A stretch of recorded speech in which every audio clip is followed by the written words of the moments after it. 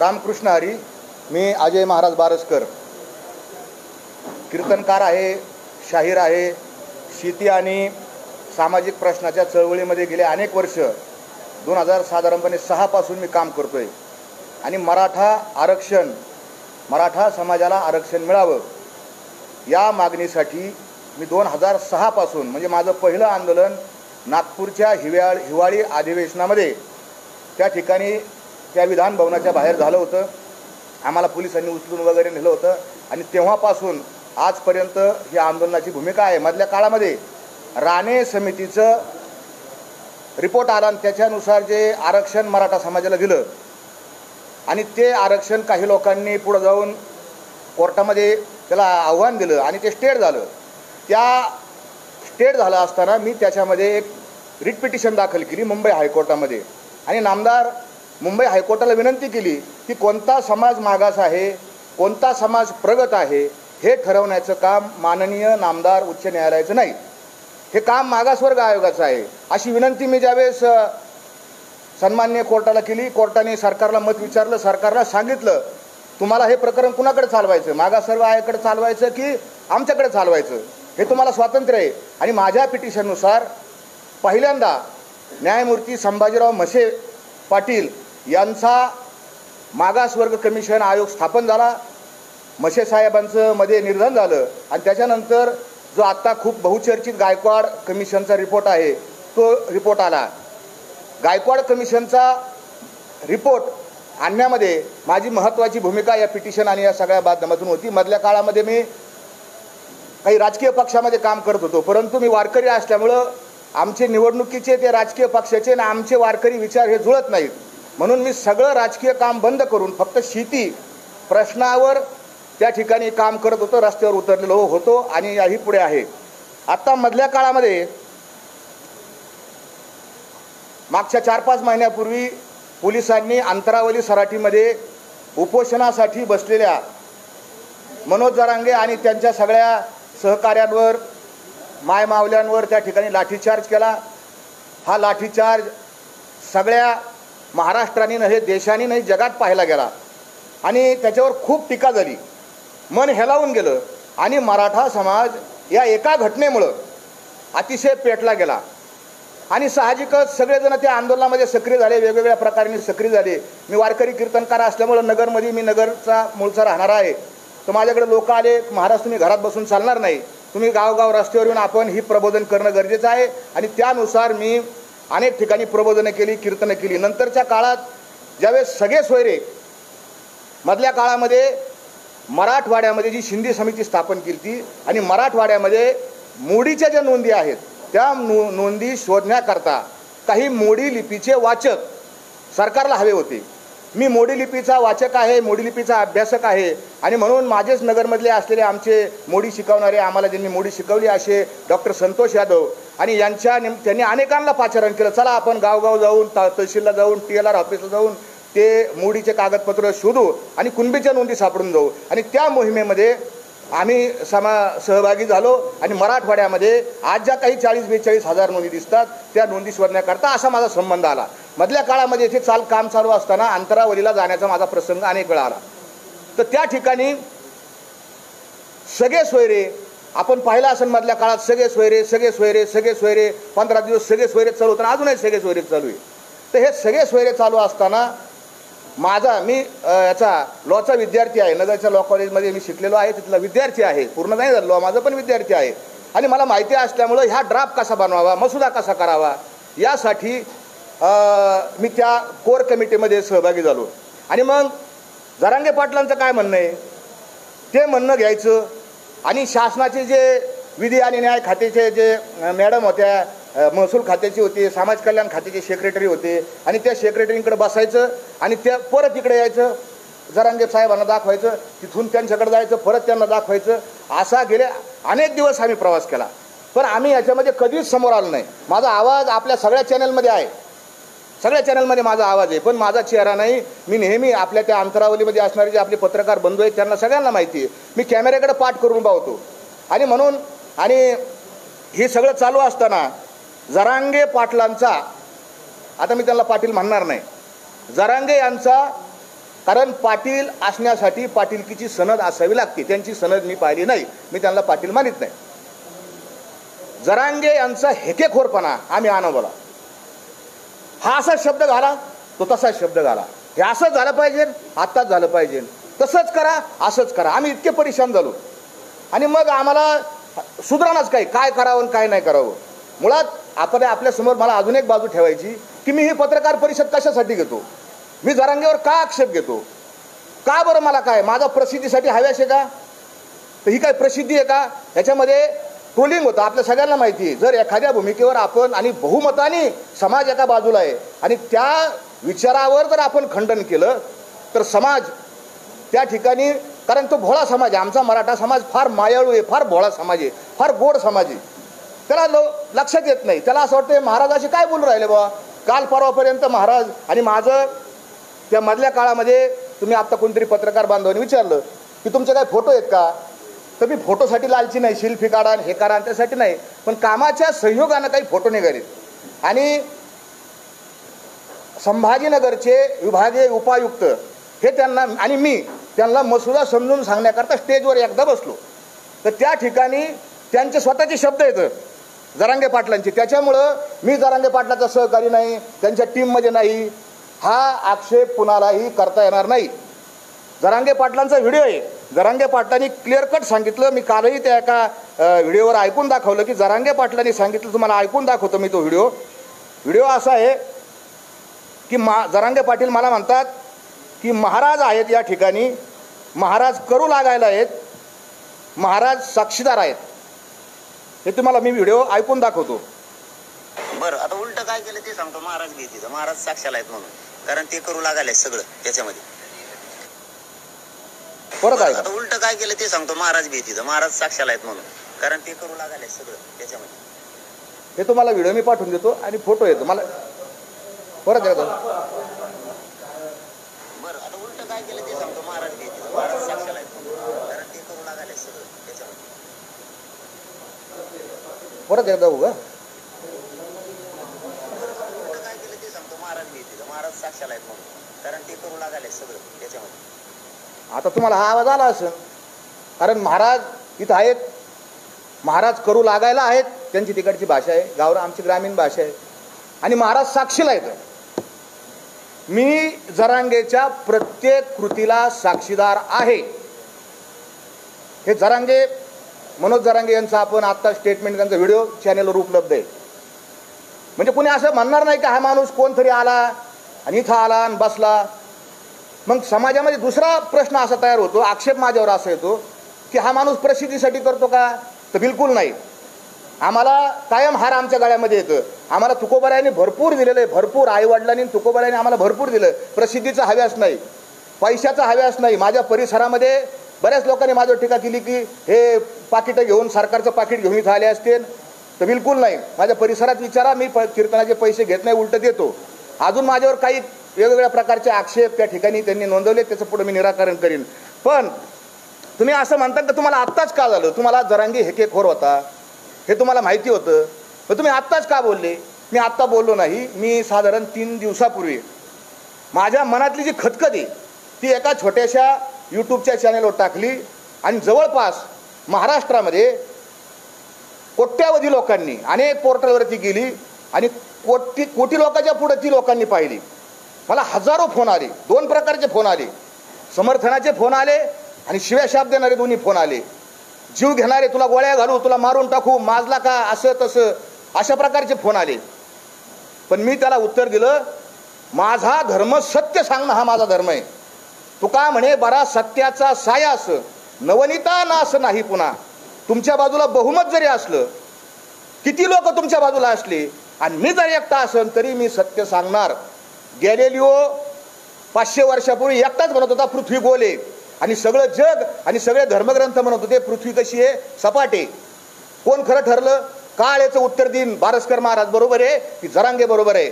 आणि सगळ्यात जास्त जसं एखाद्याचे 100 अपराध भरतात, आमच्या भगवान श्रीकृष्णाने सांगितले शिशुपालाचे 100 अपराध भरल्यावर त्याला मारलं, तसं या जरांगेचे 100 अपराध भरलेत. आणि 100वा अपराध कोणचा आहे, तर ह्या जरांगेने माझ्या जगद्गुरु तुकोबारायाचा अपमान केला.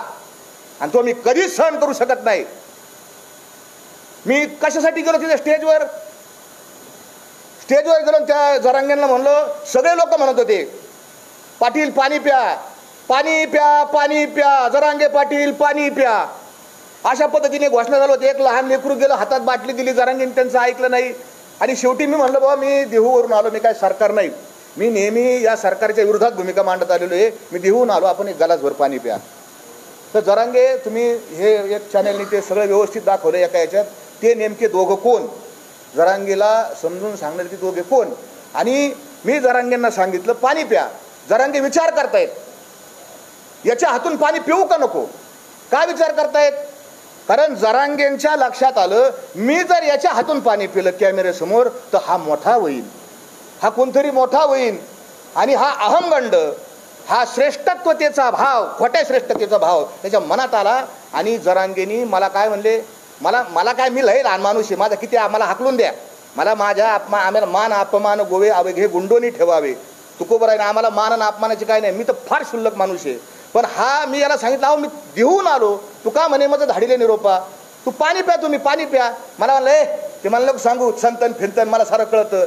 ज्या वेळेस तो संतन फिरतन तुकाराम महाराजांचा एकेरीवर उच्चार केला, मी म्हणलं, जरांगे तुझे 100 अपराध भरले, मी आता मला झोपच नाही लागली, तुम्हाला अजून मी पुढं काही, आता एकदम नाही, पुढं काही गौप्यस्फोट करणार आहे जरांगेची, आजच्या याच्यात नाही करणार. आणि मग मी पहिला व्हिडिओ बनवला, दुसरा व्हिडिओ बनवला, मराठ्यांना कसं बर्बाद या जरांगेने केलंय. ते दोन्ही व्हिडिओ एका माध्यमाने, ते आपल्या एका चॅनलच्या माध्यमातूनच ते सत्य उघडकीला आलं. एका पत्रकार बांधवांनी ज्या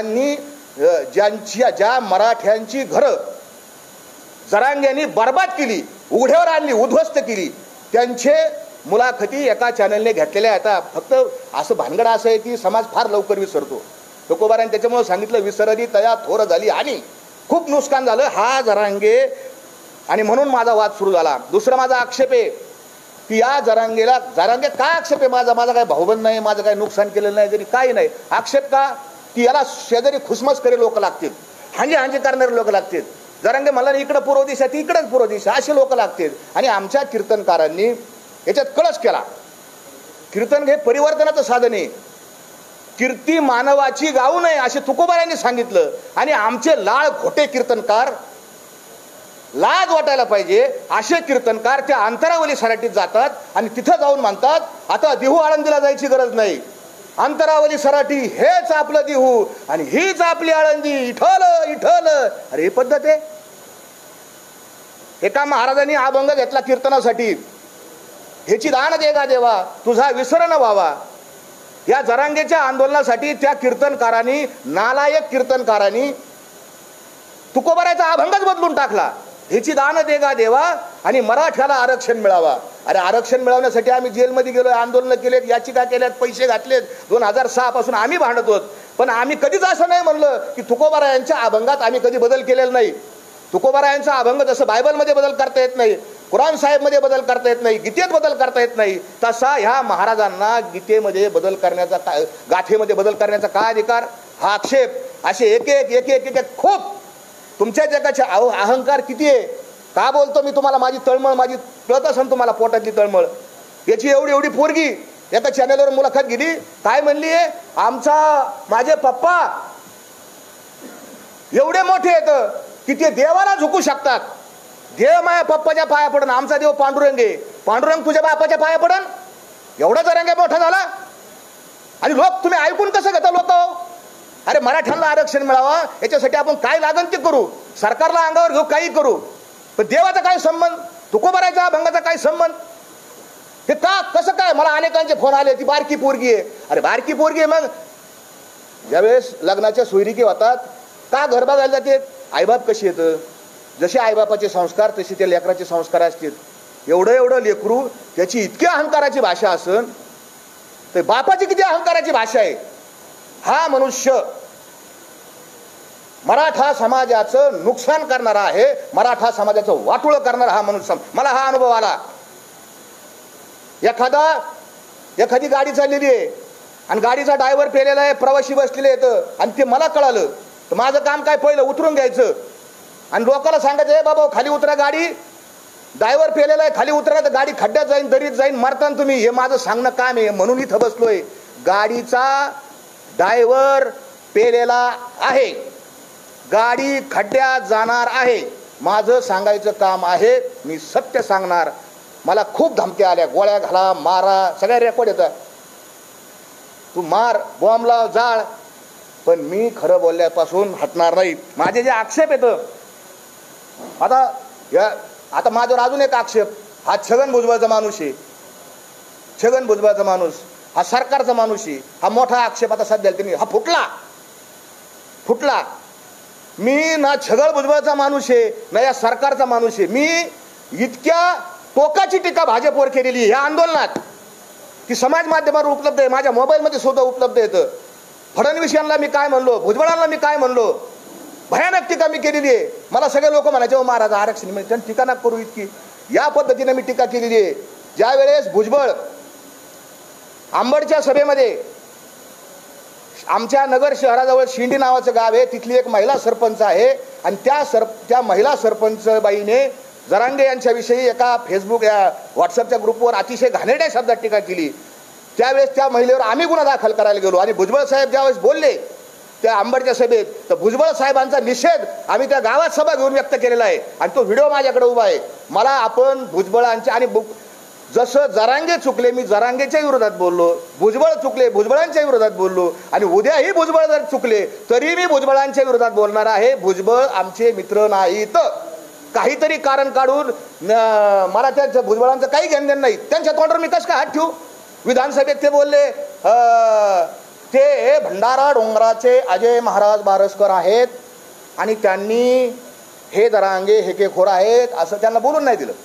त्यांनी माझं नाव घेतलं, 3दा नाव घेतलं. मी म्हणलो की त्यांना माझं नाव घ्या, माझा काही संबंध. कोणी लाख कोटी लोकांनी व्हिडिओ पाहिला, कोणी काही बोलू शकतं. हा त्यांचा, मी भुजबळाचा माझा काही संबंध नाही. आता मुद्द्याचा विषय सांगतो, आरक्षणाच्या बाबतीतला विषय सांगतो. हे झाले त्याचे सगळे आणि त्याचं हे सगळं कायम हेच आहे की हा माणूस कसा कसा हे करतो. परंतु आरक्षणाच्या संबंधानं मी त्याला पहिलं सांगतो की आपलं काय ठरलं होतं 15 जानेवारीला. अजून एक त्याचं वैशिष्ट्य सांगतो, तो सरकारला निवेदनच देत नाही. त्याचं एक निवेदन दाखवा मला की बा आपण काही जरी असलं नाही, तुम्हाला रजा जरी काढायची असेल पत्रकाराला तरी तुम्ही रजेचा अर्ज देता, प्रति संपादक साहेब असं अशी रजा काढायची. हा, तुम्ही जरांगेंचं एक पण निवेदन नाही, सिंगल वन निवेदन नाही सरकारकडं. पण जरांगेंचं निवेदन कॅमेऱ्यासमोर त्यांनी माझ्याकडे लिहून दिलंय, तो नाकारूच शकत नाही. माझ्याकडे त्याच्या ज्या 4 मागण्या आहेत ना त्याच्या अक्षरात लिहिलेल्या आहेत. त्यांनी काय 4 मागण्या केल्या आणि तो कसा पलटतो, आज पलटी, उद्या पलटी, परवा पलटी, तेरवा पलटी, रोज पलटतो जरांगे आणि खोटं बोलतो. जरांगेवर काय विश्वास ठेवला समाजाने की जरांगे पारदर्शक आहे. कोणतीही मीटिंग कॅमेऱ्यासमोर करतो, मंत्री येऊन द्या घोडा लावतो, त्याला घोडा लाव, याला घोडा लाव, याला बोल, त्याला आमदाराला बोल, शिव्या घाल. समाजाने प्रेम केलं, कारण कसं आहे मराठा समाजाला खरं बोललेलं आवडतं आणि तोंडावर बोललेलं आवडतं. मराठा समाजाने स्वीकारलं, मी स्वीकारलं. पण जरांगेने 23 डिसेंबरच्या रोजी पहिली गुप्त मीटिंग कन्हैया हॉटेलमध्ये घेतली आणि त्या मीटिंगचा मी साक्षीदार आहे. त्या बंद खोलीमध्ये आपल्या चॅनलच्या माध्यमाची अशी काच होती, काचेच्या बाहेर कॅमेरे लावले होते. जरांगे आमच्याशी बोलत होते, माझी कॅमेऱ्याकडे पाठचे. मी तुम्हाला पहिल्यांदा सांगितलं की मी त्या मीटिंगचा प्रतिनिधी आहे, आतला साक्षीदार आहे. जरांगे आत एक बोलले आणि कॅमेऱ्यासमोर बाहेर जाऊन दुसराच बोलले. मला माहिती आहे काय बोलले, मी योग्य वेळी ते जाहीर करेन. दुसरी गुप्त मीटिंग आणि त्या दिवशी काय ठरलं होतं, 23 डिसेंबरची हे होतं आणि 25 तारखेला मुंबईला निघायचं होतं. सगळ्यांच्या साक्षी निघायचं होतं.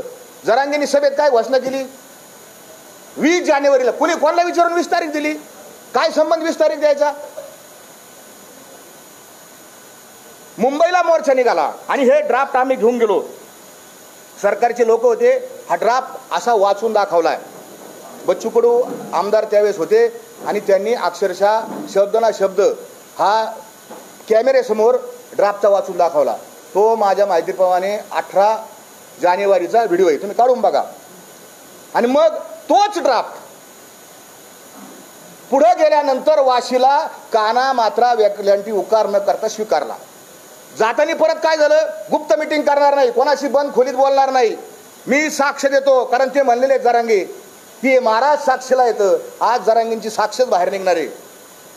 रांजणगाव गणपती येथे एका बंगल्यावर पहाटे 4 ते 6 या इतक्या वाजता एका उच्च पदस्थ अधिकारी, ज्या अधिकाऱ्याला त्यांनी शिव्या दिल्यात आत्ता, त्याच्याबरोबर मिटिंग केली.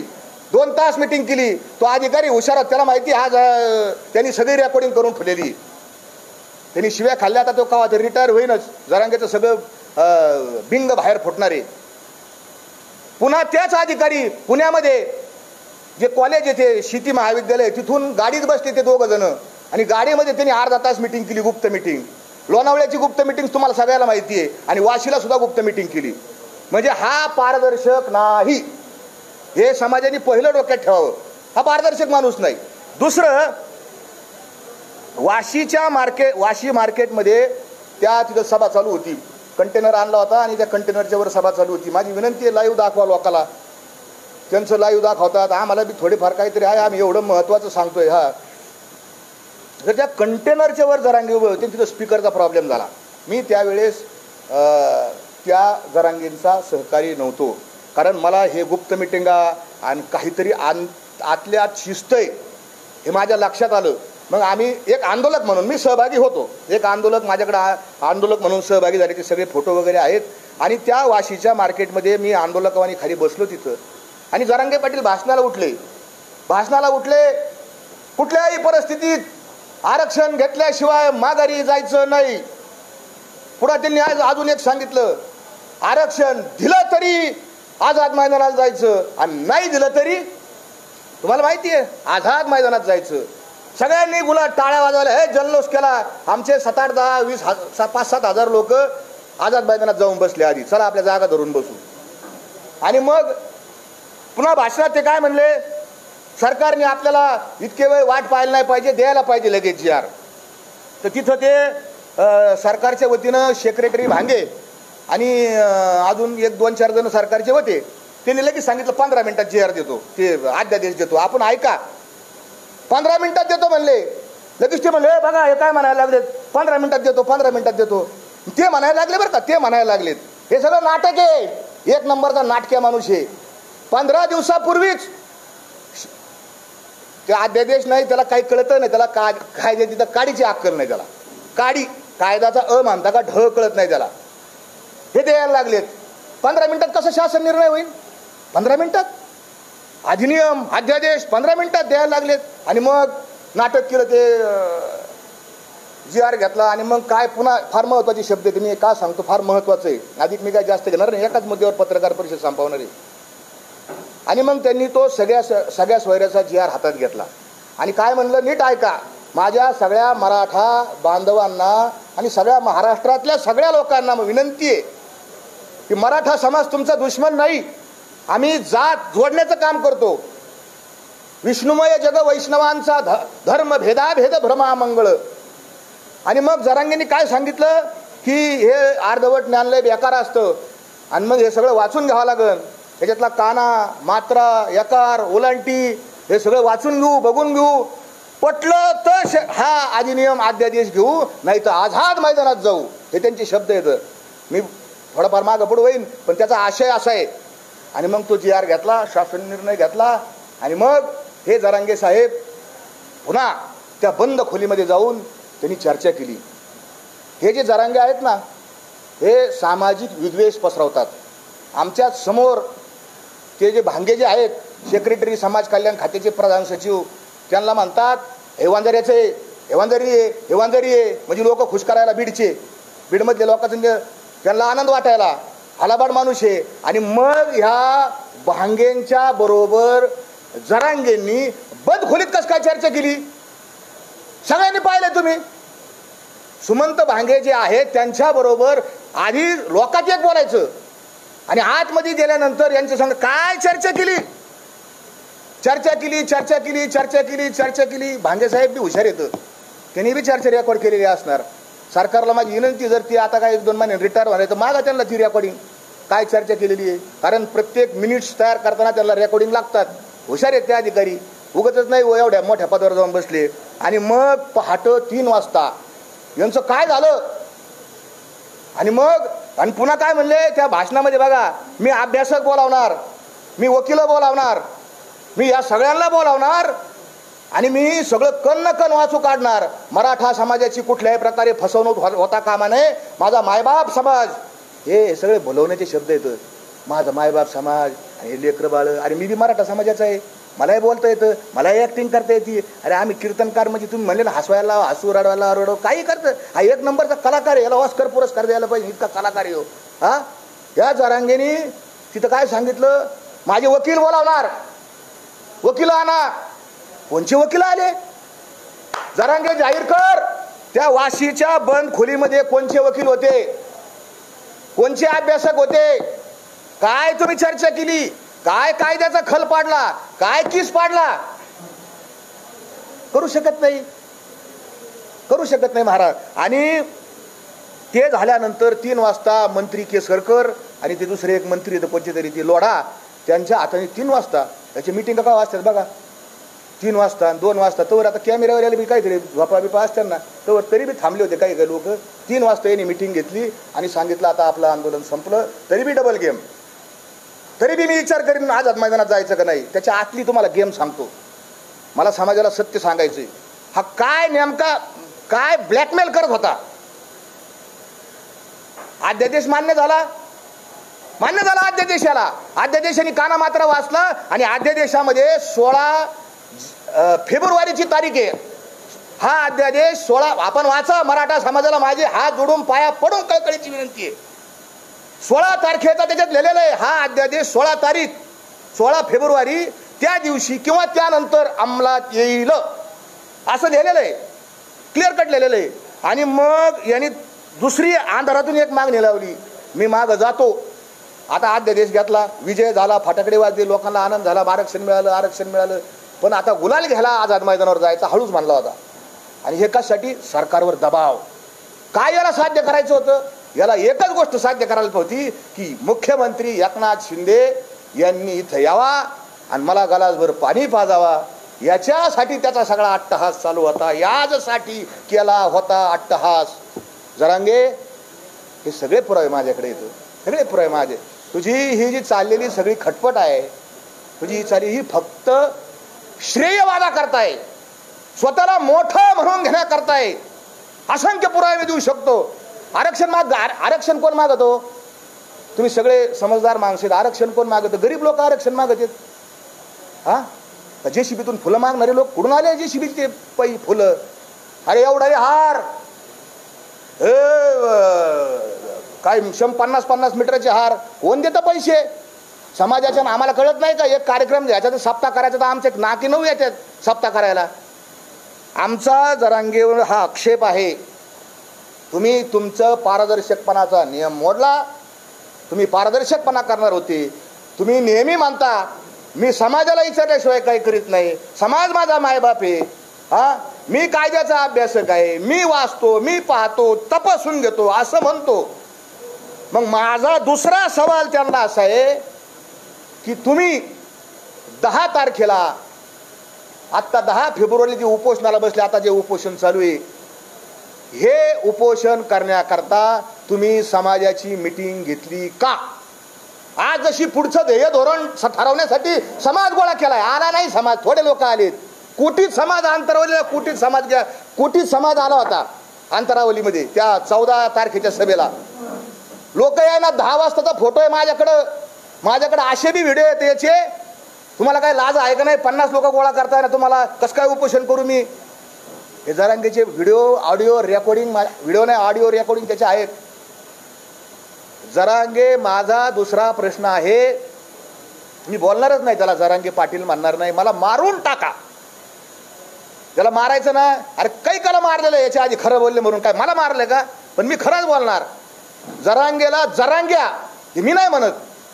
ज्याचं घर उद्ध्वस्त केलं, वामन वाळेकर, परशुराम खुने, रवी पाटील आणि अजून एक जण आहे, या 4 जणांचं घर बर्बादीने केलं. त्याच्या या दोघांच्या वडिलांचे व्हिडिओ येतात. जरांगे भयकितो, जरांगे फशितो, हे व्हिडिओ समाज माध्यमावर उपलब्ध आहेत. एका शेतकरी रडतोय, तो जरांगेवानी खोटा रडत नाही तो. आमन तुम्ही नीट पहा व्हिडिओ. त्या वामनराव वाळेकरांच्या डोळ्यात जे अश्रू आलेले आहेत ते दुःखाचे अश्रू येतं आणि याचे अश्रू मगरीचे अश्रू येतं, नक्राश्रू ज्याला म्हणतात आमच्याकडं. आणि या जरांग्यांनी मराठ्यांची घरं उद्ध्वस्त केली. दुसरा आक्षेप माझा, अनेक आक्षेप घेण्यासारखे येतं, कितीतरी याला अक्कल नाही, नाही तर हा नाटकं तरी करतो. अजून एक सांगतो तुम्हाला, आपण सगळे चॅनेलवाले येतं, आपल्याला TRP लागती, याला याला हा लय हुशार आहे. त्याच्यात आपल्याकडं अटेन्शन कसं होईल, लक्ष कसं विधून घेता येईल याला पक्क माहिती. त्याला एका हिंदी चॅनेलच्या एका पत्रकाराने प्रश्न विचारला मुंबईला जायच्या आधी, जरांगे पाटील आप मुंबई को कौन से रस्ते से जा रहे? त्याचं काय उत्तर, हम डांबरी डांबरी से जा रहे. अरे तुला एवढी तरी अक्कल आहे का रे? हां, तुला काय विचारले पत्रकारांनी, तुम कौन से रस्ते से जाने वाले हो? हे म्हणतो डांबरी डांबरी से. अरे रस्ते म्हणजे तुम बीड से, नगर से, पुणा से, कैसे जा रहे हो? एक तर ह्या हा जो व्हिडिओ परत काढा आणि वाचा, ऐका. हा म्हणतो, पत्रकार विचारतात कोणत्या रस्त्याने जाणार, हा म्हणतो डांबरीहून जाणार. हे उत्तर आहे. एक तर याला अक्कल नाही, नाही तर हा लोकांना फसितो. याचे दोनच उत्तर आहेत, तिसरं उत्तर नाही. हा प्रचंड शातीर माणूस आहे, कितीतरी शातीर. याला माहिती आहे TRP कशी मिळेल, शिव्या दिल्या का. त्या दिवशी आम्ही गेलो, छत्रपती शिवाजी महाराजांचा पुतळा पाठीमागे लावलेला आहे, महिलांच्याबद्दल कसं बोलावं, हां, अशीच असती सुंदर आमची आई. शिवाजी महाराज संस्कृती ना, त्यांनी शिकवलं ना, मागं पुतळा आहे ना शिवाजी महाराज तुझ्या. काय म्हणतात, शत्रूच्या स्त्रीला सुद्धा आईचा दर्जा शिवाजी महाराजांची ही शिकवण आहे. आणि ते मधुकर आर्दड कमिशनर समोर बसलेले आहेत.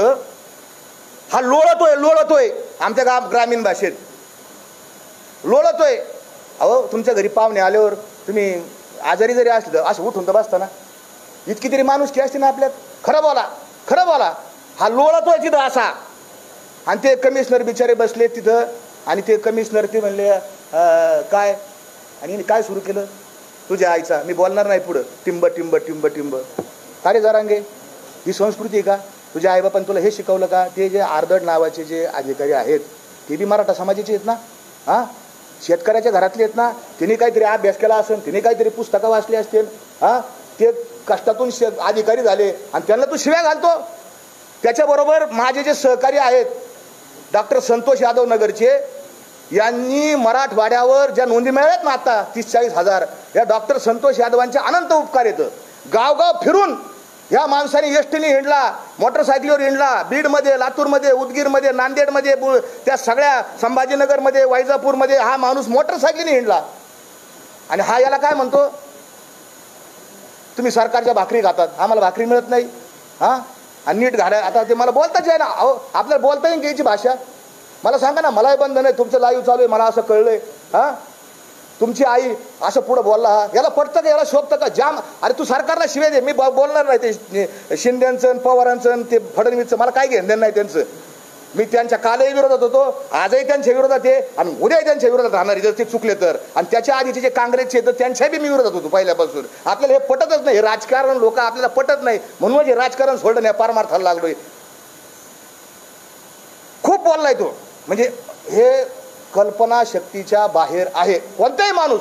मी विनंती करतो, मला अनेकांचे फोन आले, महाराज आणि तुम्ही काय आले तिथे गेलते, आणि तुम्ही काय आले गेलते तिथं. अरे यांनी बोलावलं मला, माझ्याकडे रेकॉर्डिंग घेता, यांनी बोलावलं, यांनी मला माफी मागितली, याच्या कोर कमिटीने माफी मागितली. चुकलं महाराज तुम्ही या. आणि मी गेलेलो नाही, मला आत्मसन्मान आहे, मला सुद्धा मान सन्मान आहे, मी कशाला जाऊ त्याच्या स्टेजवर जर अपमान केला तर. आणि त्यांनी बोलवलं महाराज. आणि ह्या सगळ्या गोष्टी, अनेक गोष्टी सांगण्यासारख्या आता.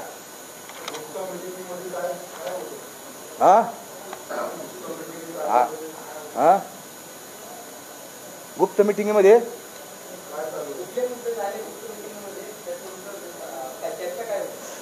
आता हे तुम्ही विचारायला पाहिजे त्याला. होतो ना. पहिली गुप्त मिटिंग कन्हैया हॉटेलमध्ये झाली 23 डिसेंबरला.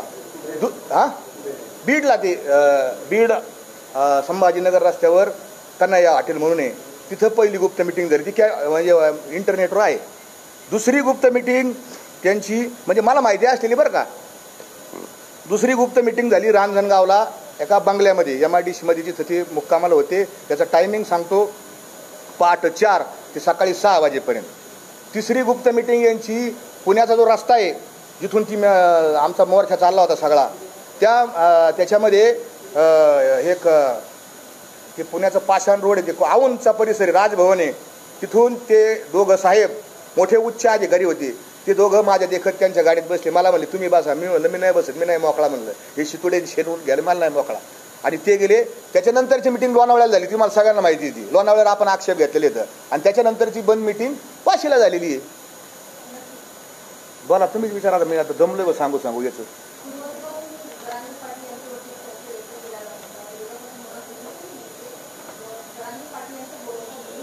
हा आहे ना, हा बरं झालं ते सांगायचं राहिलं, तुम्ही आठवण केली. 10 तारखेला जरांगे हे उपोषणाला बसले. पहिला आक्षेप, आज जसं समाजाला बोलावलं मिटिंग घेऊ पुढची दिशा ठरवू, मग 10 तारखेला का नाही बोलावलं? 10 तारखेला जरांगे त्यांची जे काही लोक होते आणि तिथं योगायोगाने मी बी होतो तिथं, आणि जरांगे काय म्हणले, त्यांची चर्चा झाली बरं का, आता उपोषणाला बसायचं आणि सगळ्या ग्रामस्थांनी विरोध केला. आत्ता चालू आहे आपण 16च्या नंतर बसू ना, आत्ता चालू आहे आपण 16च्या नंतर बसू. जरांगेला एक फोन आला, आता तुमचं उत्तर देतो मी. जरांगेला एक फोन आला आणि ते फोन असा चालू असताना त्यांच्या एखाद्याने विचारलं काय करतो पाटील? ते म्हणले काय ना, आता हे पत्रकार बसलेत रोजचा सकाळचा, ते तुमच्या मुंबईमधले एक राऊत आहे, त्यांचं जसं असं त्यांचा यांचा एक व्यवसाय झालेला आहे, सकाळी सकाळी पत्रकार परिषद धंदाच झालेला आहे. आणि ते मी पत्रकारांना बाईट देऊन येतो आणि मग आपण 4 वाजता मिटिंग घेऊ आणि मग उपोषणास ठरवू. हे त्यांचे शब्द आहेत बरं का. 10 तारखेचे त्या पवित्र मंचकावरती जाऊन बसले. त्यांचा तो मंचक फार पवित्र आहे तो असा, तिथे येणारे सगळे असे हुजरे गुलाम असते तिथे असे सगळे त्या पवित्र मंचकावर गेले आणि प्रेस सुरू केली त्यांनी. आणि प्रेस सुरू केल्यानंतर काय म्हणलं, पहिलं वाक्य त्यांचं तुम्ही त्या दिवशी 10 तारखेच्या प्रेसमध्ये नीट ऐका, ऐका. ते वाक्य असं होतं, हे बघा आता मी उपोषणाला बसलोय, पुढचं बोला. हे त्यांचे पुढचं बोला. लोक म्हणले अहो मिटिंग घ्यायची होती आपल्याला, मग नाही आता मी बसलो म्हणले, आता पुढचं बोला. अरे तू कोणाला बसला विचारून? तुझे सगळे लोक म्हणतात पाणी प्या, तू विचारलंच कोणाला? मुदतच जर 16 तारखेपर्यंत, 16ला अधिकारी आपल्याला बसायचा. कोणाचा फोन आलता हा मला प्रश्न आहे, कोणाचा फोन आलता आणि त्यांनी ते जाहीर करावं. मला संशय आहे, मी कोणाच तरी फोन आलता तर मला माहित नाही नेमका कोणाचा आलता.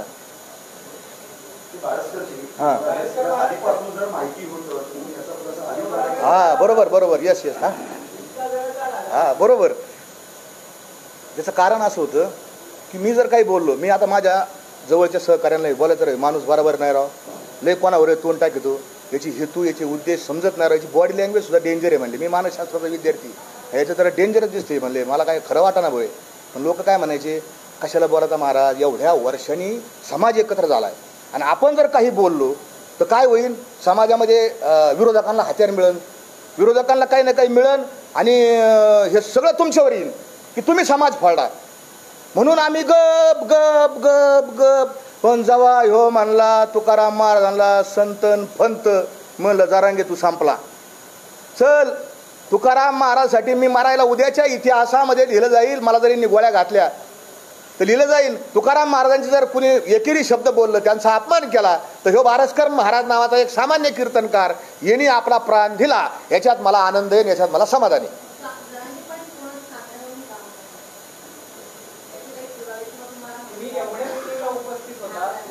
पाणी तरी प्यायला काय परत विचार.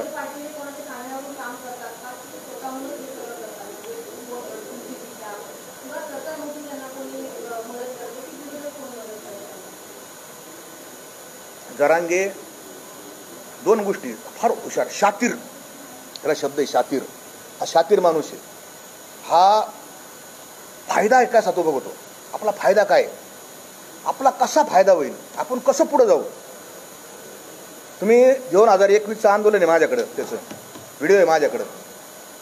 उद्धव ठाकरेंना एवढ्या शिव्या दिलेल्या त्या साष्टी पिंपळगावच्या आंदोलनामध्ये, त्यांनी भयानक शिव्या दिलेल्या आता. म्हणजे ज्या वेळेस त्याला कोणी काही सांगन किंवा कोणी काही त्याला काय असं, आता पडद्याच्या मागे मी आरोप घेऊ शकत नाही, कारण आम्ही खरं बोलणार आहे. मी पाहिलं नाही माझ्या डोळ्याने त्याला कोणी काही दिलं का नाही, त्याच्यामुळे मी त्याच्यावर बोलू शकत नाही. परंतु हा सारखा बदलतो, माझा 100% संशय आहे.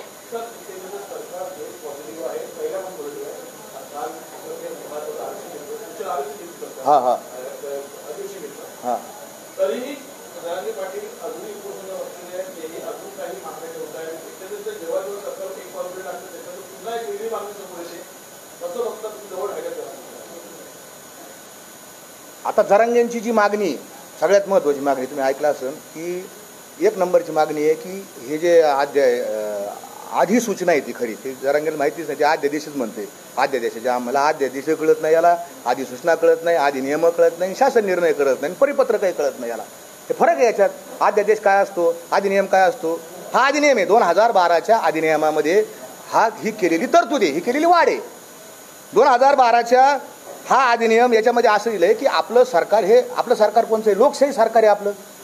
कोणत्याही सरकारला जर कायदा करायचा असेल, अधिनियम करायचा असेल, 2001च्या कायद्यामध्ये कलम 8मध्ये तरतूद केलेली आहे की सरकार वेळोवेळी त्यांना योग्य वाटेल असे नियम बनवू शकेल जेणेकरून लोकांना जातीचे प्रमाणपत्र देणे सुलभ होईल, असं कायद्यात तरतूद आहे.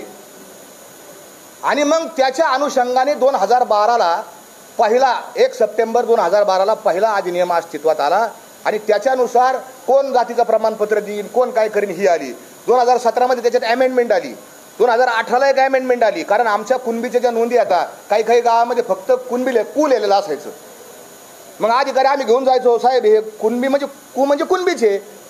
तर अधिकारी आमचा असला तर मग बरं चालायचं, अधिकारी थोडा घेणारा जण असं बस बरं चालायचं. पण अधिकारी जर दुसऱ्या विचार धारेचा असला मग अधिकारी लगेच देतच नसायचा, तकलीफ द्यायचा अधिकारी. खरं आहे बरं काही वास्तव आहे, हे भेदाभेद करतात हे अधिकारी बसलेले सुद्धा, म्हणून तर लोक तळलेले आहेत, म्हणून समाज रस्त्यावर आलेला आहे. आणि समाज का रस्त्यावर आलेला आहे ते एक सांगतो तुम्हाला की मराठा समाज हा आतून इतका पेटलेला आहे, भयानक पेटलेला आहे.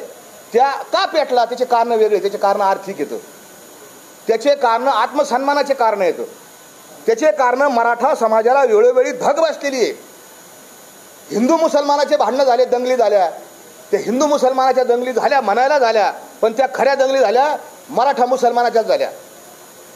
तुम्ही पाहिलं असेल मधल्या काळामध्ये ब्राह्मण, पूर्वीच्या काळात ब्राह्मण ब्राह्मणेतर वाद होता, ते म्हणायला होतं ब्राह्मणेतर, पण त्याच्यामध्ये मराठ्यालाच तकलीफ झाली. ती काय तकलीफ झाली नंतर सांगा नाही खाली. त्याच्यानंतर कोणचा वाद आला, दलित सवर्ण वाद आला. दलित सवर्ण वादामध्ये तकलीफ ही फक्त मराठ्यालाच झाली.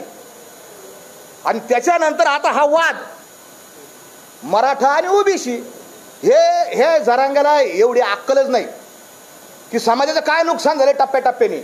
या सगळ्या प्रोसेसमध्ये मराठा समाजाचं भयानक नुकसान झालंय. मराठा समाज आयसोलेट झालेला आहे, बाजूला पडला गेलेला आहे.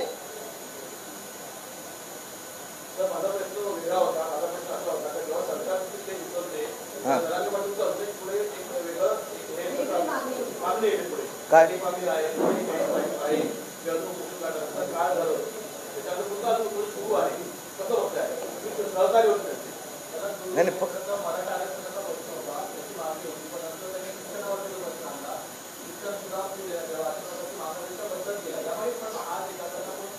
नाही शिक्षणाचं मी आहे, शिक्षणाचं तुम्हाला सांगतो. शिक्षणाचं काय झालं, मी जरांगे पाटलाला सांगितलं, आमच्या दोघांची चर्चा झाली. आम्ही आंदोलक आहे, ते आंदोलक येतं, मी काय सरकारचा अधिकारी नाही. मी म्हणलं जरांगे पाटील एवढा मोठा समाज गोळा झाला तर आपल्याला समाजाकडून काही ना काही अजून वाढीव घेता येईल, जे सरकारात देता येणं शक्य आहे. मग सरकार काय देऊ शकतं, तर सरकार मराठा समाजाला पैसे म्हणजे निधीच्या याच्यामध्ये देऊ शकतं. तर आपण एक मागणी करू म्हणलं की शिक्षणामध्ये आपल्याला काय मिळवता येईल का काही याच्यात, आणि त्यांचाही त्याच्यामध्ये रोल आहे. मी काय म्हणत नाही ते काय माझं श्रेय एकट्याचं, त्यांची ती भूमिका होती. आणि हे कोणाचा हात नाही, तर ते चर्चेतूनच शिक्षणाचं पुढं आलेलं. आता हे भेटत नाही आपल्याला, सरसकट भेटत नाही, म्हणून म्हणलं आता घ्या बाबा शिक्षण तर शिक्षण, कारण पोरांचा प्रश्न शिक्षणाचा आहे, असं कोणाचा काय हात वगैरे काय नाही त्याच्यामध्ये शिक्षणाच्या बाबतीत. माझं काय राहिलं का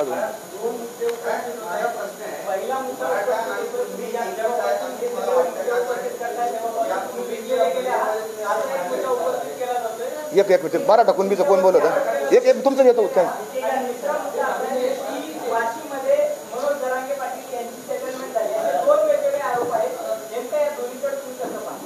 नाही थांब, ते मराठा कुणबीचं मला सांगू द्या आधी, मी सांगतो तुमचं.